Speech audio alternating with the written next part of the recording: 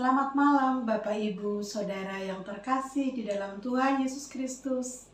Selamat bertemu kembali dalam Renungan Malam GKJ Danuku Semang.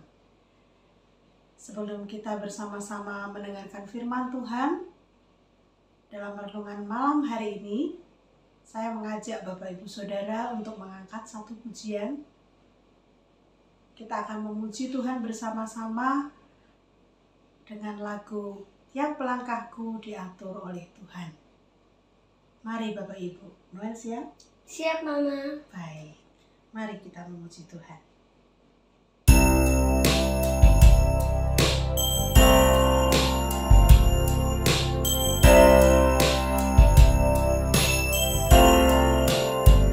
Tiap langkahku diatur oleh Tuhan, dan tangan kasih-Nya memimpinku. Di tengah badai dunia menakutkan, hatiku tetap terang teduh.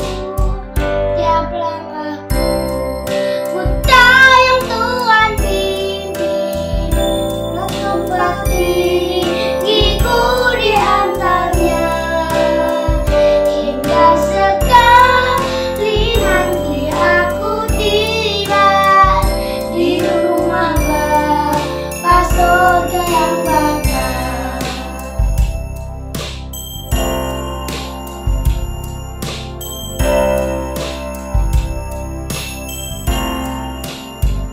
Di waktu imanku mulai goyah, dan bila jalanku hampir sesat, ku pandang Tuhanku penebus dosa.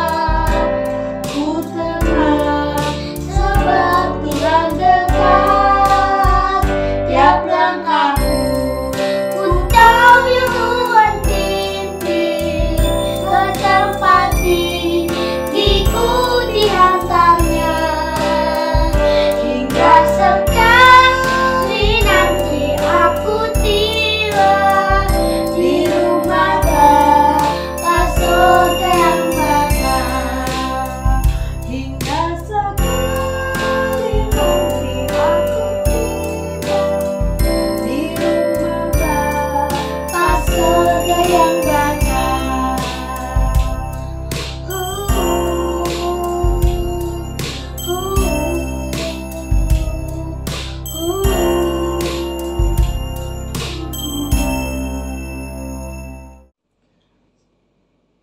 Selamat malam Bapak Ibu yang terkasih dalam Tuhan Yesus Kristus.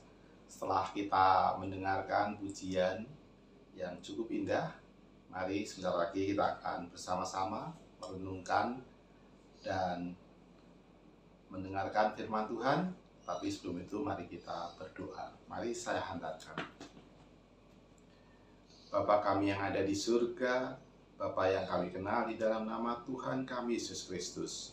Puji syukur dan terima kasih kami haturkan kepadamu akan segala kebaikan dan berkat-berkat-Mu dalam hidup kami, sehingga pada malam yang baik ini Tuhan, kami boleh kembali mendengarkan, merenungkan firman-Mu. Biarlah apa yang kami dengar, kami renungkan pada malam hari ini boleh menjadi kekuatan bagi iman kami dan boleh kami lakukan dalam kehidupan kami sehari-hari. Terima kasih Tuhan Yesus. Amin.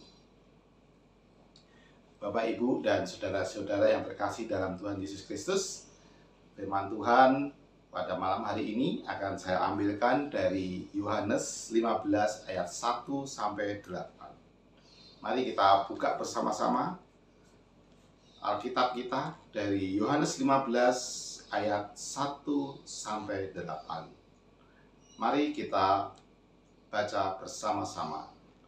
Pokok anggur yang benar. Akulah pokok anggur yang benar, dan Bapakulah pengusahanya. Setiap ranting padaku yang tidak berbuah, dipotongnya, dan setiap ranting yang berbuah, dibersihkannya, supaya ia lebih banyak berbuah. Kamu memang sudah bersih karena firman yang telah kukatakan kepadamu.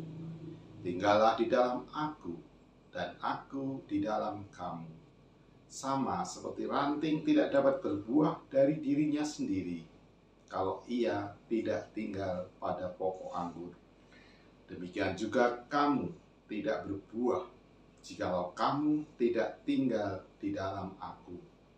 Akulah pokok anggur dan kamulah ranting-rantingnya. Barang siapa tinggal di dalam aku dan aku di dalam dia, ia berbuah banyak. Sebab di luar aku, kamu tidak dapat berbuat apa-apa. Barang siapa tidak tinggal di dalam aku, ia dibuang keluar seperti ranting dan menjadi kering. Kemudian dikumpulkan orang dan dicampakkan ke dalam api laut, lalu dibakar. Jikalau kamu tinggal di dalam aku, dan firman-Ku tinggal di dalam kamu, mintalah apa saja yang kamu kehendaki, dan kamu akan menerimanya. Dalam hal inilah Bapa-Ku dipermuliakan, yaitu jika kamu berbuah banyak, dan dengan demikian kamu adalah murid-murid-Ku. Demikian firman Tuhan, yang berbahagia yang mendengarkan dan melakukannya dalam kehidupan sehari-hari. Bapak, Ibu, dan Saudara yang terkasih, renungan firman Tuhan pada malam hari ini saya ambil tema tentang tujuan hidup. Apakah tujuan hidupmu? Pertanyaan ini menjadi hal yang penting dalam kehidupan manusia. Tujuan hidup menjadi penting karena akan menentukan siapa diri seseorang kelak. Karena itu, setiap manusia mesti memiliki tujuan hidup yang dapat mengarahkan langkah hidup seseorang. Baik itu tujuan dalam jangka pendek, menengah, ataupun jangka panjang. Di dalam mencapai tujuan itu, berbagai rutinitas akan dilakukan. Misalnya untuk adik-adik yang masih studi, pasti rutinitas sehari-hari adalah harus belajar dan harus berangkat sekolah dari pagi sampai siang, bahkan sampai sore. Demikian juga bagi orang tua, pasti akan melakukan rutinitas untuk bekerja di dalam mencapai tujuan hidupnya, untuk memenuhi kebutuhan keluarga, untuk memenuhi kebutuhan sekolah anak-anaknya. Itulah rutinitas yang harus dilakukan di dalam mencapai tujuan hidupnya. Nah, namun jika didasarkan atas tujuan hidup yang benar, maka manusia tidak akan terjebak terhadap rutinitas yang tidak membuahkan hasil. Sayangnya, realita dunia membuktikan bahwa manusia hanya cenderung menuju tujuan hidup yang duniawi, seperti kekuasaan, kehormatan, kekayaan, atau harta, dan sebagainya. Lalu, apakah tujuan hidup yang sebenarnya? Bacaan hari ini memberikan jawaban yang pasti akan tujuan hidup yang sebenarnya, yaitu tujuan yang bersifat kekal, yakni berbuah dalam Tuhan dan memuliakan Bapa di surga. Inilah yang menjadi karakteristik kehidupan Kristiani yang sesungguhnya. Kehidupan Kristiani yang sesungguhnya adalah mengenal Allah dan anaknya Yesus Kristus. Yesus berkata, "Dalam hal inilah Bapa-Ku dipermuliakan, yaitu jika kamu berbuah banyak, dan dengan demikian kamu adalah murid-murid-Ku." Ayat 8. Perkataan ini menunjukkan betapa mulia dan bahagia Allah jika kita sebagai anak-anaknya berbuah dalam kasih-Nya. Hal ini menuntut kita untuk selalu membangun hubungan intim dengannya dan tinggal di dalam kasih-Nya. konsekuensi tinggal dalam Kristus, yaitu kita banyak berbuat baik, kebaikan bagi orang lain. Kita berani melakukan hal itu karena kita teguh beriman. Dan seperti lagu yang kita dengarkan tadi, tiap langkah kita dibimbing, diatur oleh Tuhan. Dan kita terus mengasihi Dia dengan menjalankan segala perintah Tuhan Yesus, serta menjauhi larangannya. Persekutuan dengan Tuhan Yesus perlu diciptakan secara terus-menerus untuk menghasilkan buah yang menjadi tujuan hidup kita. Berbuah dalam Tuhan Yesus harus diwujudkan melalui sikap dan tindakan nyata sebagai orang yang percaya kepadanya. Dalam kehidupan ini, janganlah kita lupa akan tujuan hidup yang benar sebagai orang Kristiani. Walaupun berbagai kenikmatan dunia sudah kita rasakan, kita nikmati, tapi kita tidak boleh tenggelam dalam kenikmatan itu. Sebab ada hal yang paling hakiki dalam hidup kita, yaitu kasih Allah yang tidak pernah berkesudahan. Kita perlu untuk mewujud nyatakan buah itu lewat tindakan seperti menolong dan mengasihi orang menderita, bekerja dengan jujur, menghormati orang tua, dan sebagainya.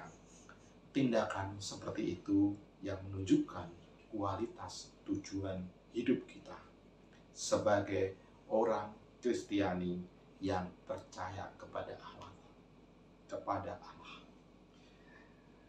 Dan firman Tuhan, nas kita di Yohanes 15 ayat 8, dalam hal inilah Bapakku dipermuliakan, yaitu jika kamu berbuah banyak, dan dengan demikian kamu adalah murid-muridku. Amin. Mari kita berdoa. Bapa kami yang ada di surga, yang kami kenal dalam nama Tuhan kami Yesus Kristus, dan yang berkarya melalui Roh Kudus, kami sungguh mengucap syukur dan terima kasih pada malam hari ini, karena kami dengan renungan malam ini kami boleh diingatkan kembali tentang tujuan hidup kami sebagai orang Kristen, yaitu memuliakan Engkau dan berbuah. Terima kasih Tuhan Yesus. Kami mohon pertolongan-Mu, mohon bimbingan-Mu, sehingga di dalam hidup kami sehari-hari kami boleh selalu memuliakan Engkau dan berbuah banyak bagi sesama kami. Terima kasih Tuhan Yesus. Pada kesempatan ini kami juga berdoa bagi kondisi dunia yang ada terjadi perang di Ukraina dan Soviet. Tuhan, kami mohon pertolongan-Mu Tuhan. Biarlah perang ini segera selesai dengan kedua pemimpin bangsa ini boleh berdamai, berkompromi untuk kebaikan rakyat kedua belah pihak. Terima kasih Tuhan. Kami juga berdoa untuk bangsa kami, bangsa Indonesia. Kami berdoa buat pemimpin dari presiden sampai ke tingkat yang paling bawah. Tuhan selalu berikan kebijaksanaan dan kepemimpinan yang baik, sehingga mereka boleh berlaku adil kepada semua rakyatnya. Demikian juga kami berdoa untuk pandemi yang masih berlangsung, COVID-19 Tuhan. Berkati dan sertai kami semua untuk selalu taat dengan prokes, sehingga pandemi COVID ini segera selesai. Kami juga berdoa buat gereja kami. Kami berdoa buat Bapak Pendeta kami, Bapak Uri. Kami juga berdoa buat majelis gereja kami dan kepada jemaat semua Tuhan. Tuhan selalu berkati dan sertai sehingga kami semua menjadi anak-anak-Mu yang berbuah di dalam kehidupan kami masing-masing. Kami juga berdoa untuk pembangunan gereja kami yang masih berlangsung. Kami berdoa untuk biaya dan lain-lain Tuhan. Kami percaya, kami mengimani Tuhan punya rancangan rencana yang terbaik dan akan tuntun pembangunan gereja ini sampai selesai. Terima kasih Tuhan Yesus. Kami juga berdoa untuk dosa dan kesalahan kami. Kami mohon ampun atas segala dosa dan kesalahan kami. Doa yang tiada sempurna ini kami panjatkan di dalam nama Tuhan kami Yesus Kristus, Juru Selamat kami yang hidup. Kami berdoa dan mengucap syukur. Haleluya. Amin. Bapak, Ibu, dan saudara-saudara terkasih, demikian renungan malam hari ini. Semoga menjadi berkat bagi kita semua. Haleluya.